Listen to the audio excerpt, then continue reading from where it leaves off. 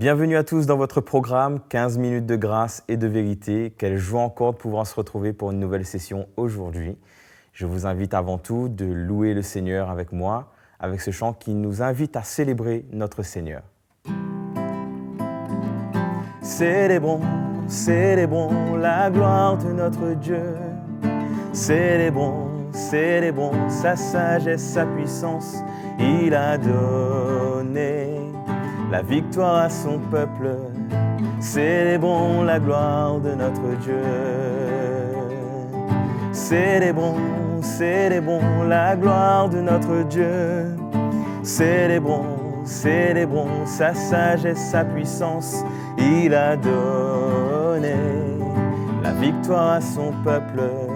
Célébrons la gloire de notre Dieu. Il y a tant de joie dans sa présence, dans sa présence. Il y a tant de joie, joie dans l'esprit de notre Dieu. Célébrons, célébrons la gloire de notre Dieu. Célébrons, célébrons sa sagesse, sa puissance. Il a donné la victoire à son peuple. Célébrons la gloire de notre Dieu. Célébrons la gloire de notre Dieu. Célébrons la gloire de notre Dieu. Alléluia, le Seigneur mérite toute la gloire. Ce matin, je vous invite à ouvrir vos cœurs à la parole de Dieu et que le Seigneur nous bénisse au travers de notre frère. Bienvenue à tous dans cette émission et quelle grâce encore pour nous ce matin de nous retrouver ensemble pour nous encourager avec la parole de Dieu. Car il faut bien que nous soyons encouragés par elle pour que nous puissions être inébranlables dans notre marche avec le Seigneur et de pouvoir arriver jusqu'au bout. C'est pourquoi, mes amis, mes frères et sœurs, l'importance pour nous de nous fortifier dans l'Évangile, de nous établir dans l'Évangile, c'est quelque chose de primordial pour notre futur. C'est pourquoi j'aimerais lire un verset de l'Évangile avec vous pour nous encourager, afin de pouvoir être ferme et de pouvoir continuer à avancer.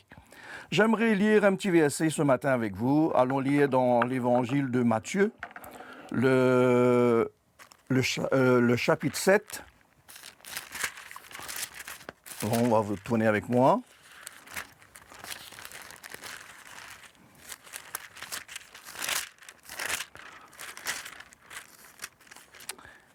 Et nous allons lire à partir du verset 25.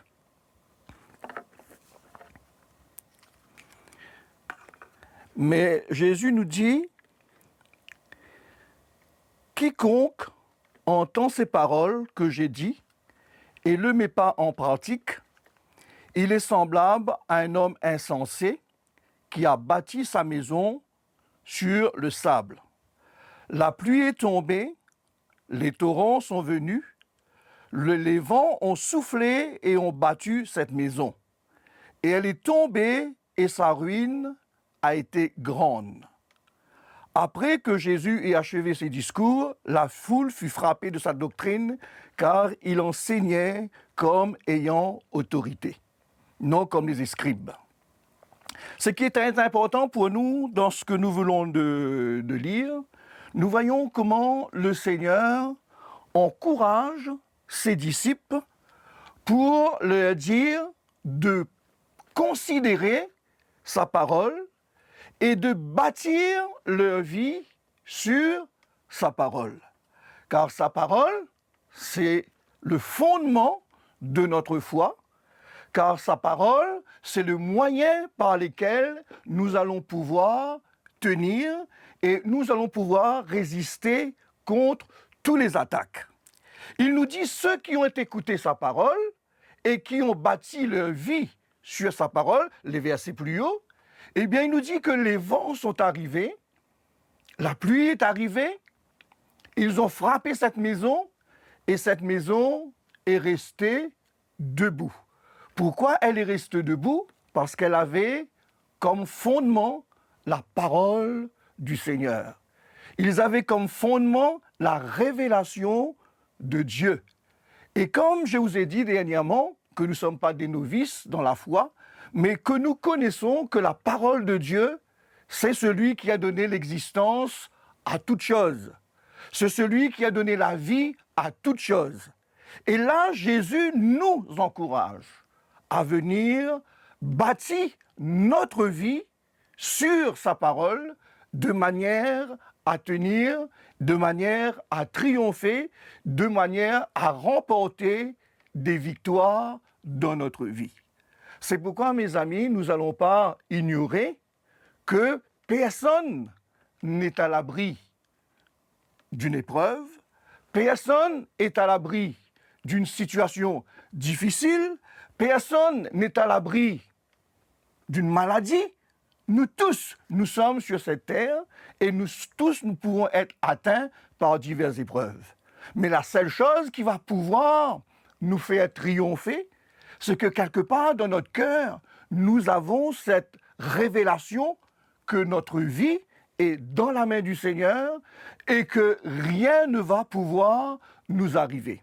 C'est pourquoi il est très important pour chacun de nous que l'Évangile ne soit pas seulement quelque chose qui vienne meubler notre temps, mais que l'Évangile soit réellement la fondation de notre vie.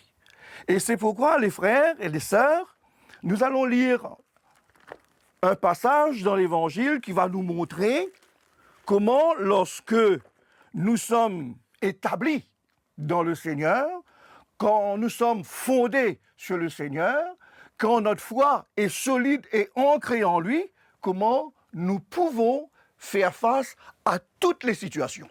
J'ai dit bien à toutes les situations. Ça ne veut pas dire que nous n'allons pas ressentir les effets de cette situation dans notre vie, mais nous allons être capables de le surmonter et nous allons être capables de triompher dans cette situation. Pourquoi? Parce que dans notre cœur, nous connaissons en qui nous avons placé notre confiance et à qui nous nous appartenons.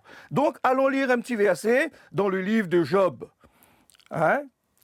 Comment l'Évangile nous rapporte que Job était quelqu'un qui craignait Dieu. Sa vie était fondée sur Dieu et il y avait dans son cœur la crainte de Dieu. Il savait qui il servait et il savait qui il appartenait. Il nous dit, le verset 6 du chapitre 1er, il nous dit « Or, les fils de Dieu vinrent un jour se présenter devant l'Éternel. Et Satan vint aussi au milieu d'eux. L'Éternel dit à Satan, « D'où viens-tu » Et il répondit à l'Éternel de parcourir la terre. La terre, c'est son territoire. C'est là où il règne, c'est là où il est le maître. Et le Seigneur lui dit, « As-tu remarqué mon serviteur Job? Il n'y a personne comme lui sur la terre. C'est un homme intègre, droit, craignant Dieu, se détournant du mal. » Nous voyons que quelque part, Job était quelqu'un qui avait la foi dans le Seigneur, qui était fondé dans le Seigneur, et il n'avait aucune porte dans sa vie pour que le mal peut pénétrer, parce qu'il était bâti sur le Seigneur, parce qu'il était fondé sur un fondement solide. Et Satan répondit à l'Éternel, « Est-ce d'une manière désintéressée que Job craint Dieu? Ne l'as-tu pas protégé? Lui, sa maison et tout ce qui est à lui, tu as béni l'œuvre de ses mains et ses troupeaux couvrent le pays. Mais étends ta main, touche tout ce qui lui appartient et je suis sûr qu'il te maudira en face. » L'Éternel dit à Satan, « Voici, tout ce qui lui appartient, je te livre. Seulement, ne porte pas la main sur lui, et Satan se retira devant la face de l'Éternel. Et nous allons voir que les épreuves dans la vie de Job vont commencer, que les situations difficiles dans sa vie vont commencer. Si nous lisons à partir du verset 11, nous voyons, il arriva auprès de Job un messager qui dit, « Tes bœufs labourés et tes ânesses paissés à côté d'eux, les Sadducéens se sont jetés sur eux, l'ont enlevé et ils ont passé tes serviteurs au fil de l'épée. Et je me suis échappé, moi seul, pour t'en apporter la nouvelle. » Et nous voyons, à travers de tout ça, il y a beaucoup d'épreuves qui vont venir dans sa vie, beaucoup de situations qui vont venir, mais dans son cœur, il va rester ferme. Dans son cœur, il ne va pas se décourager. Nous allons voir la réponse que Job va dire. Alors, au verset 20 nous dit, « Alors Job se leva, déchira son manteau, se rasa la tête, puis se jetant par terre, il se prosterna et dit, « Je suis sorti nu du sein de ma mère, et nu je retournerai dans le sein de ma mère. L'Éternel a donné, l'Éternel a ôté, que le nom de l'Éternel soit béni. » Et en tout cela, Job ne pécha point et n'attribua point d'injustice à Dieu. Et nous voyons comment dans le cœur de cet homme, la foi qu'il avait en lui, la parole de Dieu qui était plantée dans son cœur, le Seigneur n'avait pas peur de laisser Job entre les mains de l'adversité. C'est pourquoi, mes amis, mes frères et sœurs, lorsque nous sommes établis dans l'Évangile, lorsque notre vie a comme fondement la parole de Dieu, même le Seigneur lui-même n'a pas peur de nous laisser entre les mains de l'ennemi. Parce qu'il sait que si nous avons foi en lui, il sait que si sa parole est dans notre cœur, eh bien, l'ennemi ne va jamais pouvoir nous atteindre. C'est pourquoi l'apôtre Pierre nous dit, il nous dit que le diable rôde comme un lion rugissant. C'est-à-dire, comme nous venons de lire, il parcourt toute la terre et il est aux affûts pour voir s'il trouve quelqu'un qui est faible, que si quelqu'un est un peu tiède dans son cœur, eh bien, il peut le saisir et le faire une proie. Mais l'apôtre Pierre nous dit, eh bien, résistez-le. C'est-à-dire, demeurez ferme dans votre foi, demeurez ferme dans la parole de Dieu, de manière à ce que tous les attaques de l'ennemi puissent avoir aucun effet dans votre vie. Je parle aucun effet dans le sens que nous n'allons pas être anéantis par lui à travers de l'épreuve. Mais en traversant l'épreuve, en acceptant de nous reposer sur la parole de Dieu qui est dans notre cœur, eh bien, nous allons avoir suffisamment de foi, suffisamment de force pour rester debout. Ce que nous venons lire dans Timothée, on n'a pas lu, mais je peux vous citer ce petit verset rapidement dans Timothée, où l'apôtre Paul nous dit, il dit à Timothée, le Seigneur de Timothée, le chapitre 2, le verset 19, il nous dit, néanmoins, le fondement de Dieu reste debout avec ses paroles, qui lui sert de sceau. Le Seigneur connaît ceux qui lui appartiennent. Le Seigneur nous connaît. C'est pourquoi si dans notre cœur nous sommes dans la foi, si nous sommes établis dans l'Évangile, si nous sommes fondés dans le Seigneur, eh bien, le Seigneur nous connaît et il nous garde, il nous préserve et il nous fait triompher. Sur ce, j'espère que vous avez été encouragés par ces quelques exhortations et nous allons certainement nous revoir dans une prochaine émission. Mais je vais vous encourager de rester ferme dans votre foi. Que le Seigneur vous bénisse. Je suis sûr que vous avez été bénis aujourd'hui par la parole de Dieu. Aimez et partagez cette vidéo autour de vous. N'oubliez pas, abonnez-vous à notre chaîne YouTube CTMI. Et si vous voulez nous écrire, nous envoyer un témoignage, écrivez-nous à l'adresse qui s'affiche maintenant même sur vos écrans. Je vous dis à la prochaine session et que le Seigneur vous bénisse.